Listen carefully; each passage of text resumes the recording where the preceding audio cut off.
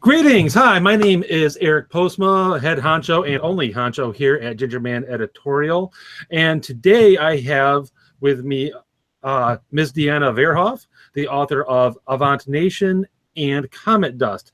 And I'm going to tell you right now that she is the best author you have never heard of.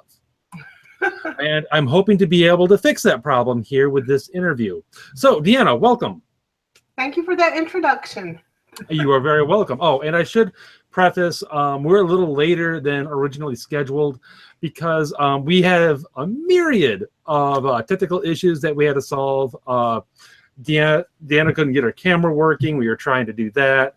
And just when we decided that we were going to stop worrying about that, my auxiliary lights gave out. So I had to go to my backup, which is why there's a giant glare on the top of my head right now. I'm not actually wearing a halo or anything like that. It just looks like it.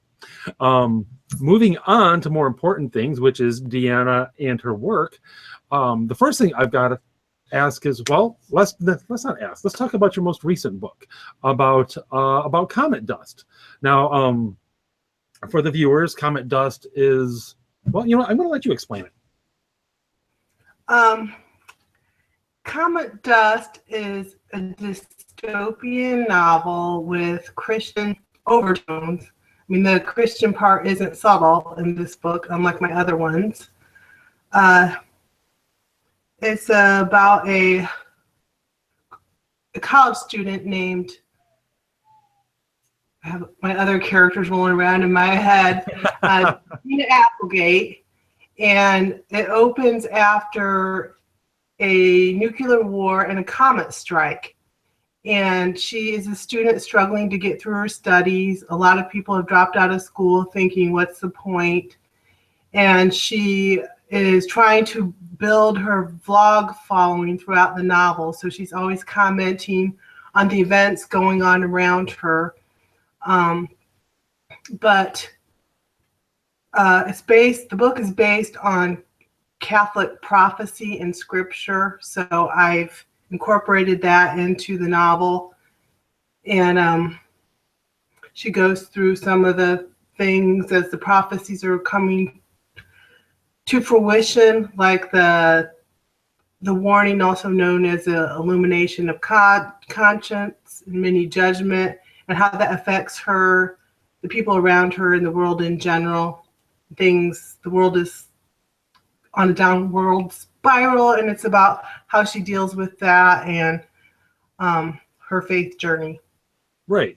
And let me go ahead and say, for anyone that is turned off by the description of this as Catholic end of the world book, which is, you know, to summarize what you just said, trust me on this, it does not read that way.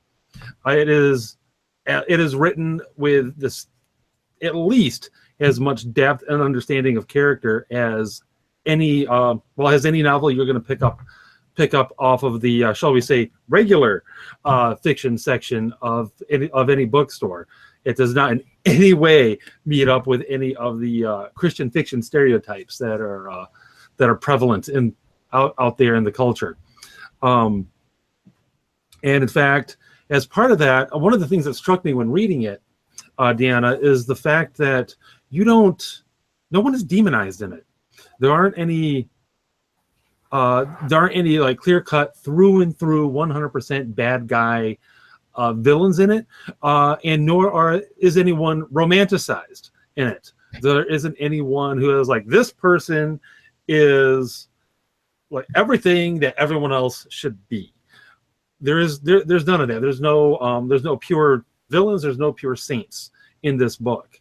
How did you manage that? Because that's a really hard, honestly, I think that's a hard thing to do for writers of any sort of fiction, but especially when you're talking about specifically religious influence fiction, that's even harder. So how did you avoid that situation? Well, I think in real life, no one wakes up in the morning and says, I'm going to do evil today. Most people, even the most evil people like Adolf Hitler had some good running through them. somewhere in their life at some See, point now that's or just another. you can't bring up Hitler. Everybody brings up Hitler. Yeah, he's an easy one. I mean, everybody That's just recognizes easy.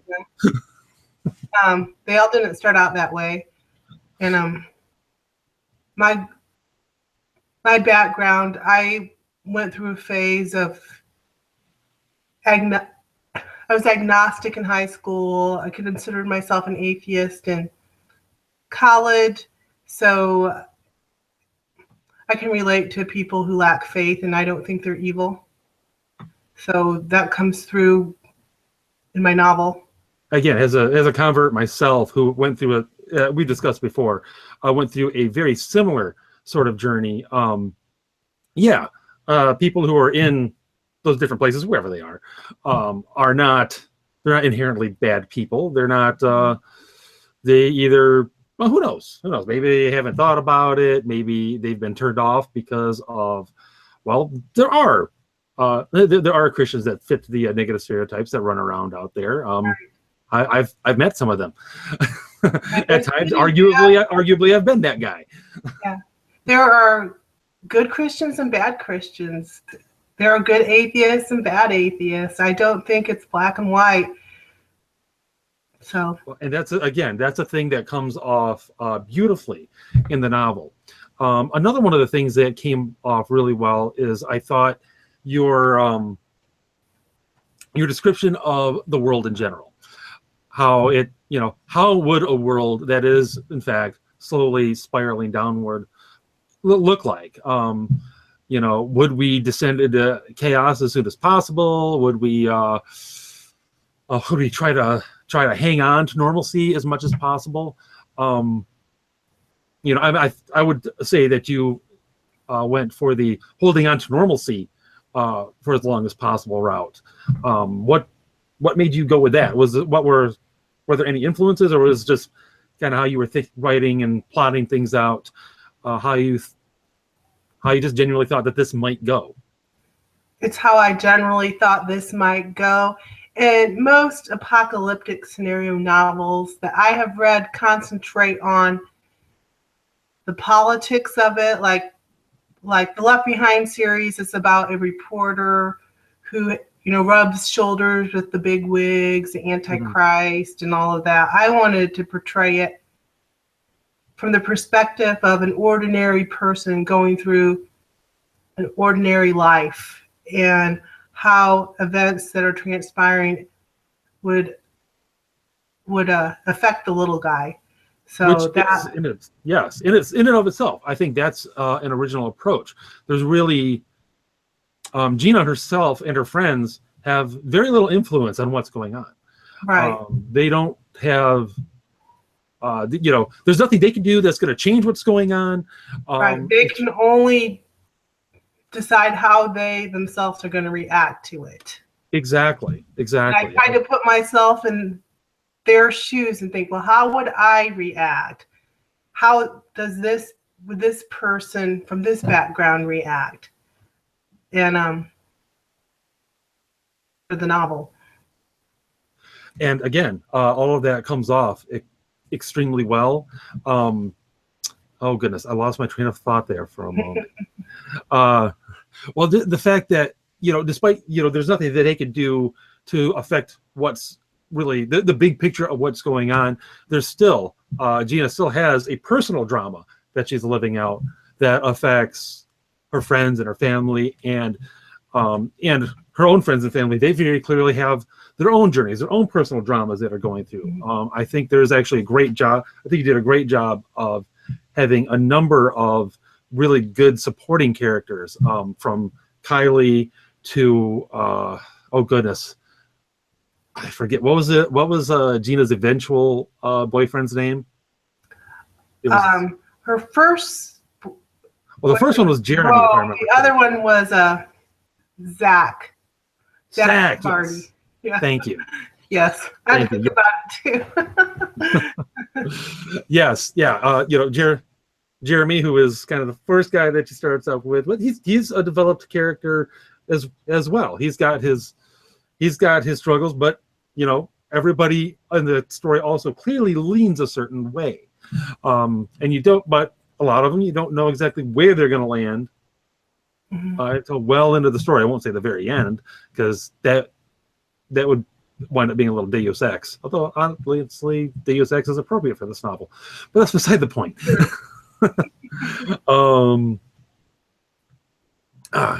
But yes, the plot, the characters, and everything, all, I would have to say, are done exceptionally well. What were some...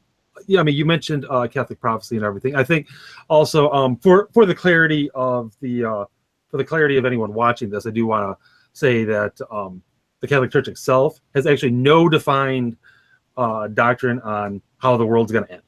Right. There is no Catholic left behind. Right. There is this from private revelation, most of it, and you are free as a Catholic to embrace it or dismiss much of it. It's not binding to believe. And I peppered the story with a lot of my own imagination. It's not meant to be a prophecy in and of itself. It's just how I read a lot about apocalyptic like prophecies from the saints and the blesseds, and even took some from scripture and just put it in strung it along to make a novel out of it. But it's not meant to be a prophecy. Yeah, I just wanted to get that out there to clarify anything for anybody watching. This is a work. This is intended from start to finish as a work of fiction, right? Peppered with various. It's supposed to be entertaining. My goal is to entertain people, not to convert them. Right. Hey, if that should happen, great. But that's not my goal. And I think it's evidence of that. And I don't want to give I'm not going to give away the end. Don't worry. But except the only thing I am going to say is that at the end, it isn't like the whole world suddenly comes down to suddenly decides to become Catholic. That doesn't happen. And I think if nothing else proves what you just said, that the goal was not to convert, but to entertain, that right there does. Right. But I want to add, which I was moved by it. A friend of mine does prison ministry, and she gave a copy of a book to an inmate, and he was extremely moved by it. And he did some pretty serious crimes, but he was really moved, and it gave him a feeling of hope. Your book or another one? My book, Comet Dust. I was really surprised. She has the letter. Yeah, she has a letter. She's going to send it to me that he sent her, that he was so moved by that book, which surprised me, but in a good way, because it had a profound effect on him. You just never know what books are going to affect somebody. And oh no, absolutely not. You don't. And honestly, that's fantastic to hear. And I'm also not surprised, because the book is like that. The book, regardless of intent, does make one think if you're paying attention and reading it with an open mind. Moving on to Avant Nation. Now I still haven't been able to finish reading this one, unfortunately. Day job and other work. Lots of the life of a writer and editor, with still a day job, unfortunately. But I have read enough to know that this is another really good one. It's again, it's dystopian. It's dystopian more in the way that most dystopian fiction is. You've kind of already gone through whatever crisis there was that led to the situation that starts out in the book. Arguably, Comet Dust is kind of like a in transition dystopian novel. Like this is the big crisis that leads to whatever situation that most people would write the novel about. Right. In Avant Nation, the crisis happened and the world isn't in decline. The main character lives in a world that's very technologically advanced and wealthy, and the whole society is based on genetic engineering. All of the citizens are genetically engineered, enhanced to perform their occupations, which are chosen by the government. So their lives are rigidly planned out. And at first, Clara, the main character, thinks it's great. She's been conditioned, brainwashed to think that's the best. Literally from conception. Right, from conception. They are brainwashed. They're not they're not raised in a normal family. They're created in factories by geneticists, and they have a virtual reality education while they're in their artificial wombs to speed up the learning process so they can join the workforce faster, because everything in Avantica, that's the name of her country, is about efficiency, productivity, and the motto is the good of the whole, not the good of the individual. The good of the whole takes precedence over the rights of the individual. And the country has eliminated most diseases, poverty, and it's gone on to become the superpower, the wealthiest in the world. So the results speak to themselves that, yeah, this is the right way to do things. But as the novel goes on, she begins to question, is it really? And what looks like a utopia to her eventually becomes more of, a nightmare as she becomes older and more aware of the downsides of a society like that, where the government controls the gene pool. So. Yeah, literally controls the gene pool. And I'm actually, just as you said that, it made me think of the movie Gattaca, which is not quite that. Have you seen Gattaca? I have not. Okay. It's amazing. It's really, really good. It stars Ethan Hawke and Uma Thurman, and it's a ways in the future, not super far in the future, but almost everybody at that point is a designer baby, essentially. Whether they're grown in test tubes or not, all of them I think still is left somewhat open, but everyone's a designer baby. Except for the small handful of people like Ethan Hawke's character that are actually now they're the second class citizens. They're the ones who get carted around from job to job on trucks, and they're the janitors, they're the ditch diggers, and regardless of ability, that's just what they are. They're considered as not having ability at that point anymore. Right. Well, in Avant, even the ditch diggers are genetically engineered. Everybody is genetically to be engineered. The best ditch digger possible. Yeah, I would say the Gattaca future hasn't gone that far yet. Yes. But it's it's one of those things. It would be a fun exercise to take various different sci-fi novels and everything, or movies, and actually line them up to see, okay, this is a prequel to that, this is a sequel to this one, and just because that would, I don't know, the nerd in me says that would be a good time. A lot of people have done that with like Terminator and the Matrix, where like the Terminator eventually becomes the Matrix. Right. They blend them. Which you can kind of see that. People have recently done that with, at least based off trailers for the movie Life that just came out, saying that could work as a prequel to the Venom movie that's in development at Sony. Right. And I'm like, yeah.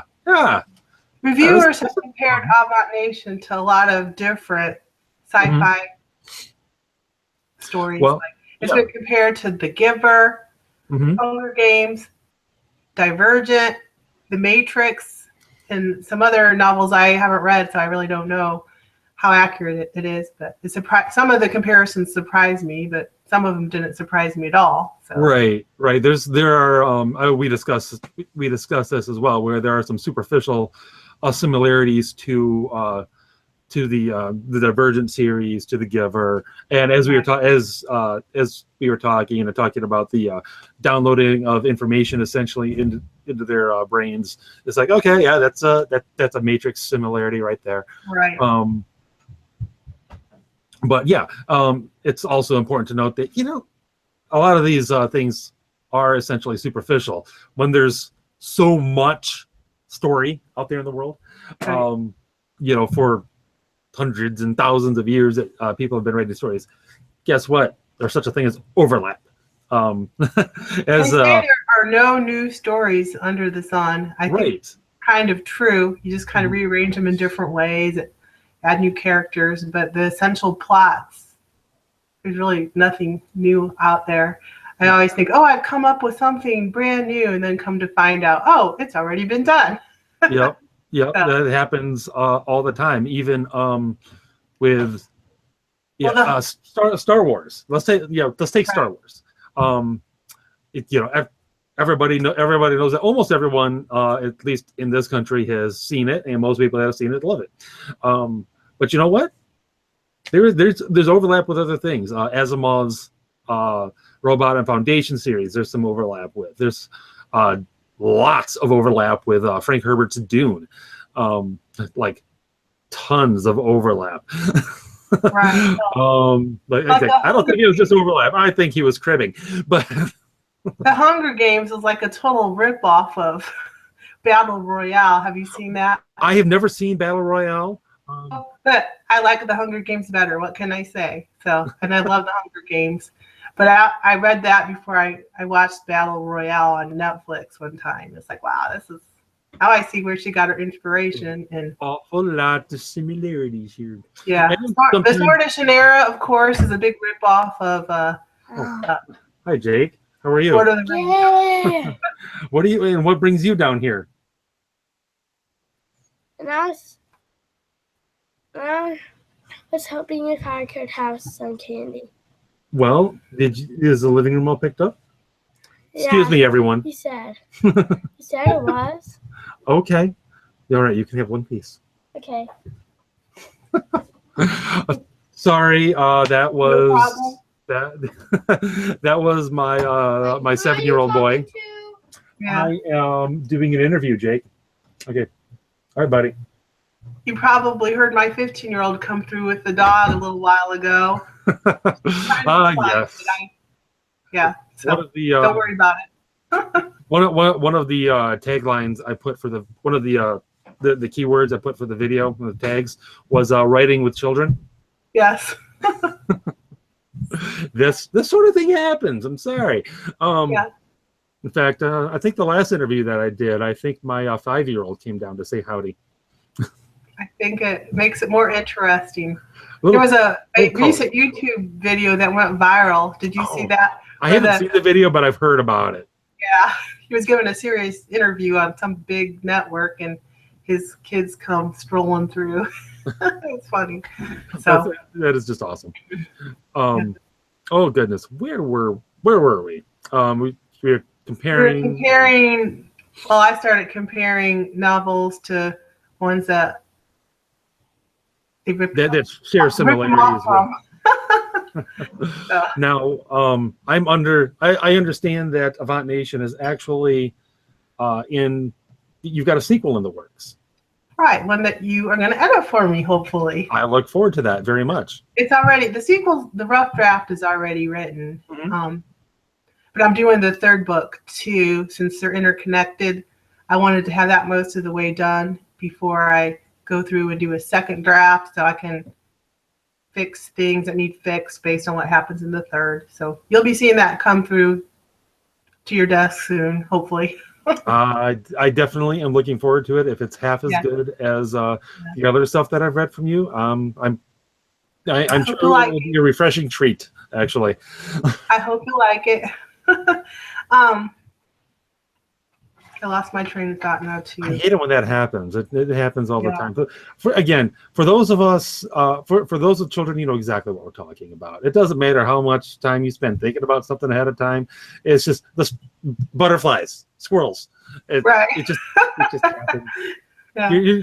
You're so used to having to divert your attention all the time from like one thing to the next, and they're completely and utterly unrelated. Your brain will just be like, I focus on this too long. I'm going away now. I'll be back. That's just how it works. Right. I think. So let's see here. You've got Avant Nation 2 in the works. Do you have any other works that are out there in the ether? I do. I have a book. The first one I self-published was called Red the First. Okay. And what is that one about? I'm completely unfamiliar with this book. That's a post-apocalyptic one with aliens. I'm going to pull it up real quick just to refresh my own memory.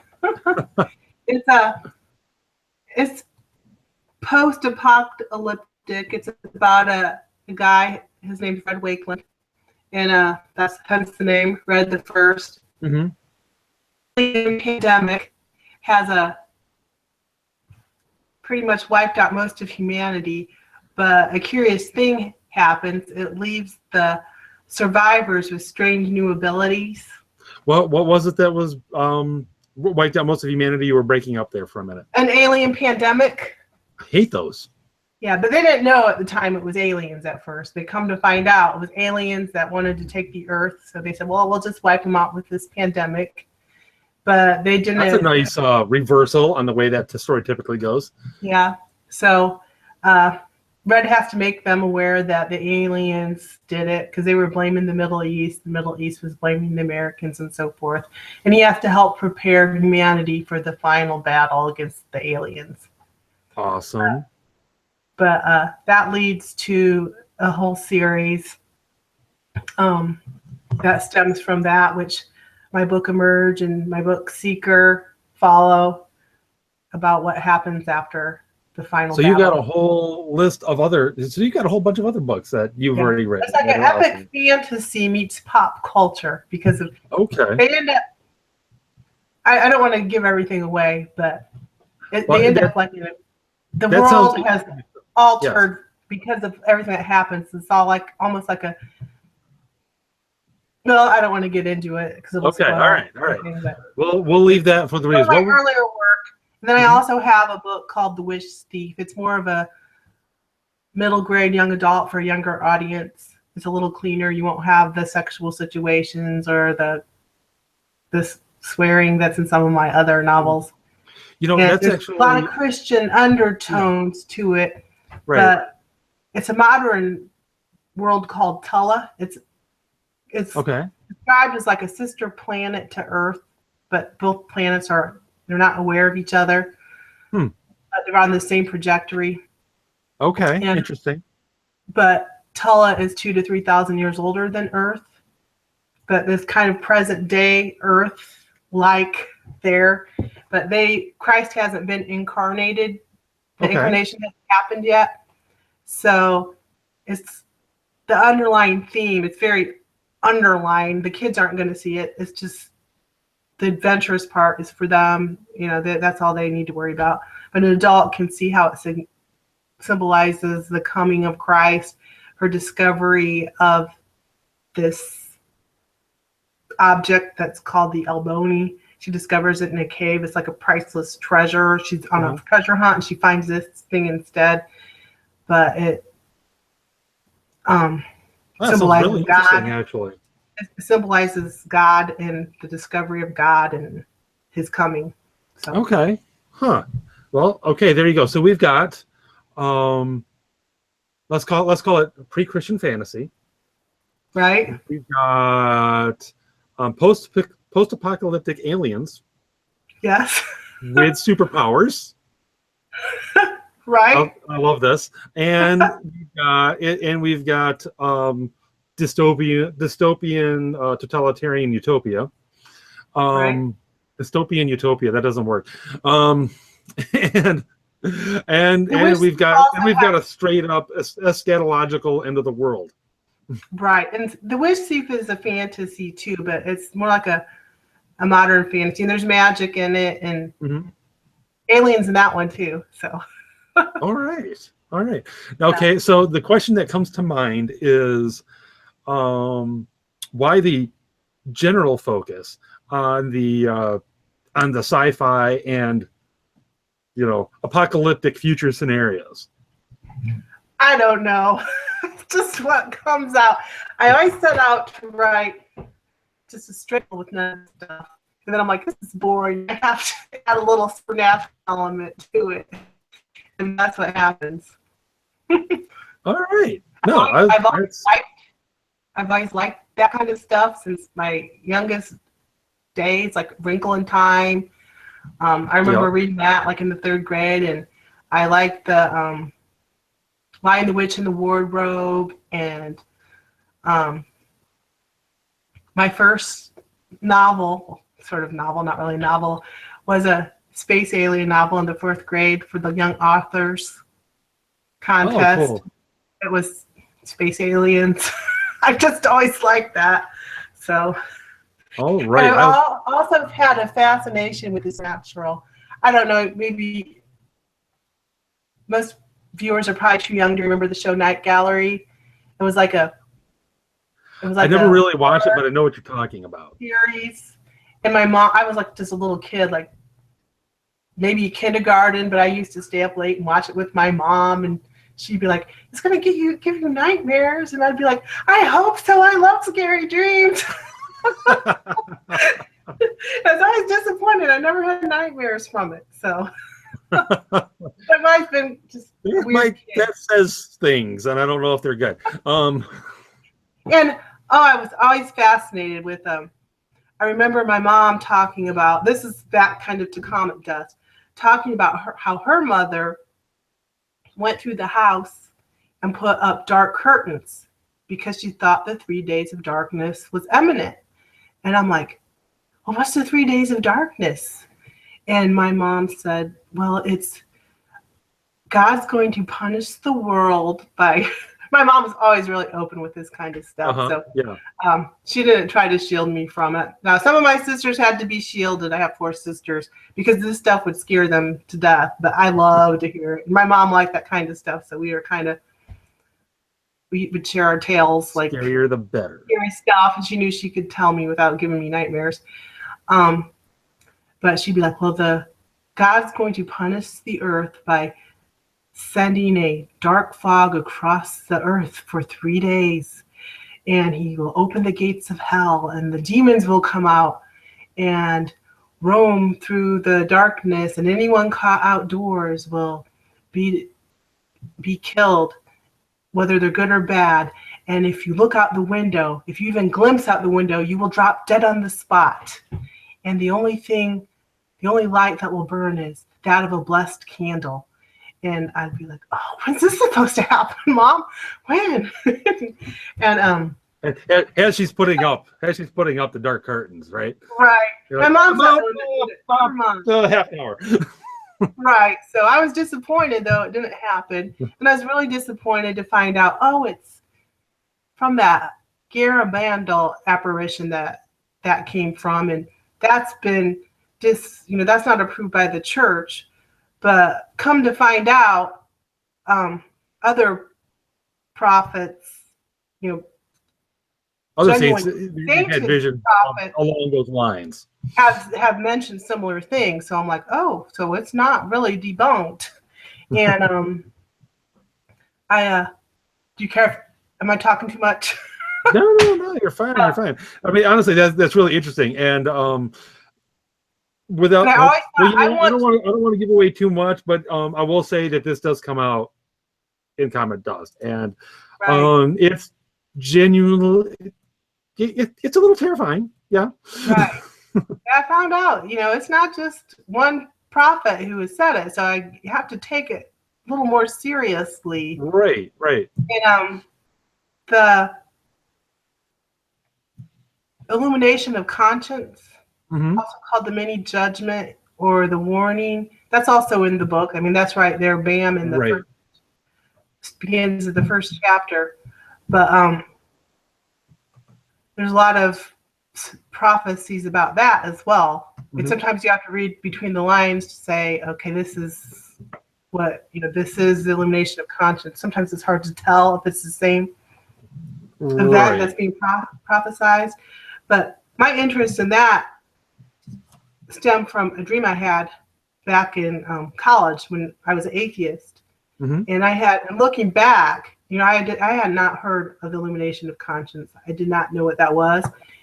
And Saint Faustina, who, with the divine image of the divine mercy of, with Jesus, that famous portrait, like where the rays of light coming out of the wounds and so of Jesus and so forth. I hadn't heard of that when I had the dream either, because this would have been like the late 1980s.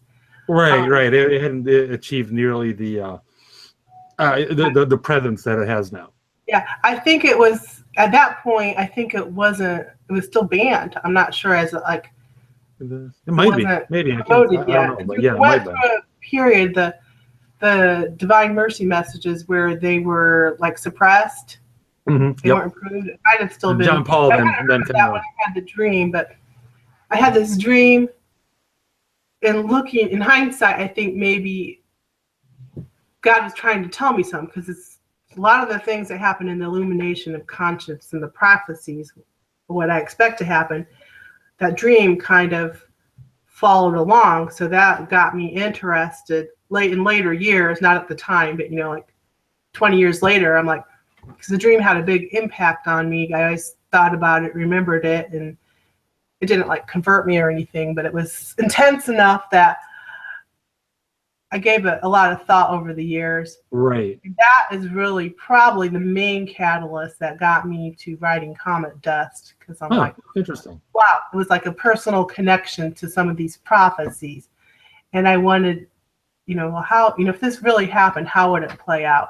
And that's why I decided to make the main character a college student, because when I had the dream, I was a college student. You were a college student, now that makes sense. So, but we don't have a lot of similarities beyond that. But I was a business major.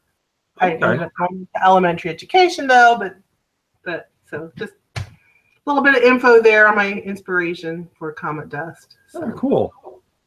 Now, you said something a little while back about like swearing in the sexual situation that show up in your books, and I want to say I was genuinely surprised to find that in Comet Dust. Not upset at all. It all flows very well. It's an organic part of the story, and I think it's the better for it. Again, not something that one expects to find in an overtly Christian work.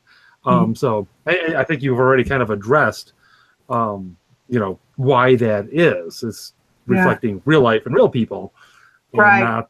Not this idealized vision of what we might hope real life is like, but right, we don't know it isn't. Exactly. We don't live in a vacuum. We live in the real world, a world full of both good and evil, and my characters reflect that. I would agree with it. I see that even already, even though I'm not nearly as far in it as I would like to be, but I see that already in Avant Nation, where, some of the characters they're obviously the good guys, they're obviously the bad guys, but still, you see where they're coming from. Right. Now, gosh, I was gonna get into actually quite a bit more, but we're already running a little long, and I know that I've got my kids upstairs. Lord knows what they're doing right now. So to close out, and we'll just have to address some of those other things when we come back and do this when Avant Nation 2 is closer to coming out. Because assuming you're willing, because I would love to have you back. Right. I'd love to come back. Now, to close out, what are 3 books, and they can't be your own because that's cheating, 3 books that if you had the ability to force everyone to read, what would they be? I actually thought about this, and I'm like, I don't think I would there's any book that I'd force anyone to read, because I think in order for them to have an impact, you have to be in a certain place in your life. So change the question. What 3 books do you think everyone should read voluntarily? Well, the same answer applies. I could tell you what 3 books had the most impact on me. That'll work. But I don't think they would have the same impact on someone else. Fair enough. Some of them are going to seem kind of silly, but like one of the books that comes to mind is The Sword of Shannara. Really? I was probably 13 years old when I read it, and I was in a phase in my life where everything was boring. Maybe it was a depressed phase, but I felt like life had lost its luster. But I read that book and I thought, well, the most mundane things can be interesting to someone who, this setting is not their normal setting. So I should just appreciate life, because 100 years ago, just walking into the post office and ordering a stamp might be something super interesting to see, in my life. I'm kind of rambling here. That's like, well, just help me appreciate the moment and see the adventure in life. Okay. So, And then the other book would be as a writer, there's a book called I hope I'm getting the title right. Writing the Breakout Novel by Donald. Not sure how you say it. Moss. M-A. I think I've heard of it. Yeah. S. I think he's Yeah, a literary Moss would be right. Yeah. and a writer. Mm-hmm. It's just a lot of practical advice about how to weave subplots, making your characters larger than life, and why that's a good idea. Mm-hmm. A lot of people recommend Stephen King's On Writing. I've heard of that. Yeah. It's a good book, but it just does not go into depth like this Writing the Breakout novel does. So I recommend that for writers. And then another book that had a big impact on me would be The Secret of the Rosary by St. Louis de Montfort. Up until that, I just looked at prayer as something you said as fast as you could, and I never really thought about the meaning or what the point of it is. Yeah. Right, and it really helped me develop a prayer life, a rich prayer life. So I would recommend that. Well, there you go. Well, all right. Okay, so there you go. We've got epic fantasy, we've got writing, and we've got prayer, all wrapped up in one short recommendation list. Right. I like it. It's not unlike your literary catalog. Right. Now, it really is, and it's very similar. Yeah, I'm an eclectic reader and an eclectic writer. I like to blend different genres, and that's me. Very good. And now, before we go, where can people find you? I am on. I have this handy dandy list right here. All right. Hopefully, it's not backwards when it shows up, but I am on. That's my website, World of CD Verhoff. I was going to say you've got to read it out because the camera's not working. Oh, World of CD Verhoff. Okay. Twitter at CD Verhoff. C as in cat, D as in dog, Verhoff. V as in Victor, ERHOFF. And then I'm also on Facebook at CD Verhoff, author. So I'm not going to be on there at all, just my voice. Okay, that is unfortunately correct. I don't know why we were not able to get this working, but it's not. Okay, well maybe that's a good thing. Not at all. But so anyway, that's where we find you. That's your website and your Facebook. And does that pretty much cover everything? Where can we find your books at? They're on Amazon. Very good. They're on Amazon. Are they also on Barnes & Noble or anywhere else, or just a few of them are, but go to Amazon. Okay. The most recent ones are all on Amazon and nowhere else. They're exclusive to Amazon. And but you can find they're all listed on Goodreads as well, so people can go and check out reviews and whatnot. Okay. Right. Well, all right. Well, hey, thank you so much for coming on. It has been a fantastic interview. Okay. Thanks for having me. My pleasure. Oh, go ahead. Sorry. So hopefully the next one, we won't have all these technical difficulties. No kidding. My goodness. All right. And for everybody watching, thank you very much for watching, and tune in next time when I'll either be here by myself or bring another author and we'll have another fun conversation about what they're doing. You can find me at gingermaneditorial.wordpress.com. I'm on Twitter at gingermaneditor, and you can also find me on both Fiverr and Upwork. Just search for Gingerman Editor. Eventually, I will come up. All right, and with that, I want to say thanks again for watching, and we will see you next time.